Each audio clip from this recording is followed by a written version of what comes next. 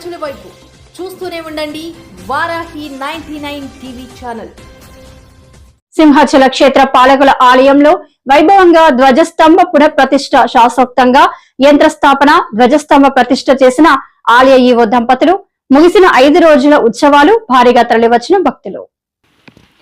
శ్రీ వరాహలక్ష్మీ నరసింహస్వామి వారి దేవస్థానం సింహాచలం అనుబంధ ఆలయమైన గంగాధరం మార్గంలోని శ్రీ త్రిపురాంతక స్వామివారి క్షేత్ర పాలకుల ఆలయంలో ధ్వజస్తంభ పునఃప్రతిష్ఠా మహోత్సవం శుక్రవారం అత్యంత వైభవంగా జరిగింది. గత 5 రోజులుగా శాస్త్రోక్తంగా జరుగుతున్న ఈ ఉత్సవాలు నేటి ప్రధాన ఘట్టంతో సంపూర్ణమయ్యాయి.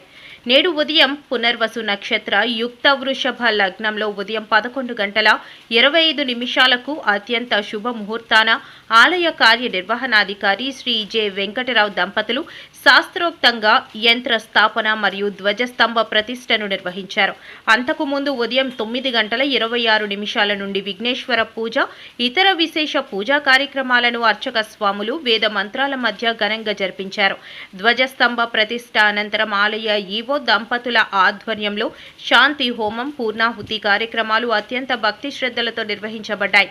అనంతరం జరిగిన శాంతి కళ్యాణం, దీక్ష విమోచనం, ధ్వజావరోహణ కార్యక్రమాలతో ఈ 5 రోజుల ఉత్సవం వైభవంగా ముగిసింది. ఈ సందర్భంగా విచ్చేసిన భక్తులకు స్వామివారి తీర్థ ప్రసాద వినియోగం మరియు అన్న సమారాధన ఏర్పాటు చేశారు. ఈ కార్యక్రమంలో deputy executive officer Singam Radha, deputy executive engineer Rambabu, deputy engineer Ramaraju, ఆలయ సహాయ కార్యనిర్వహణ అధికారులు తిరుమలేశ్వరరావు, రమణమూర్తి, పర్యవేక్షణ అధికారులు, అర్చక బృందం మరియు పెద్ద సంఖ్యలో భక్తులు పాల్గొని క్షేత్రపాలకుల కృపకు పాత్రులయ్యారు.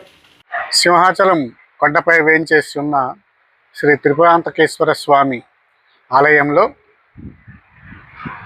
మన ధ్వజస్తంభం పునఃప్రతిష్ఠా కార్యక్రమాలు గత 4 రోజుల నుంచి అత్యంత వైభవంగా జరుగుతున్నాయి. ఈరోజు పునఃప్రతిష్ఠ చేసే కార్యక్రమం అనేది ధ్వజస్తంభం పూర్తి చేయడం జరిగింది. గత 4 రోజులుగా హోమాలు, అదేవిధంగా వేద పఠనాలు, ఉపనిషత్ పఠనాలతో సింహాచలం కొండ మారుమోగిపోయేటట్టు కార్యక్రమాలన్నింటి కూడా నిర్వహించడం జరిగింది.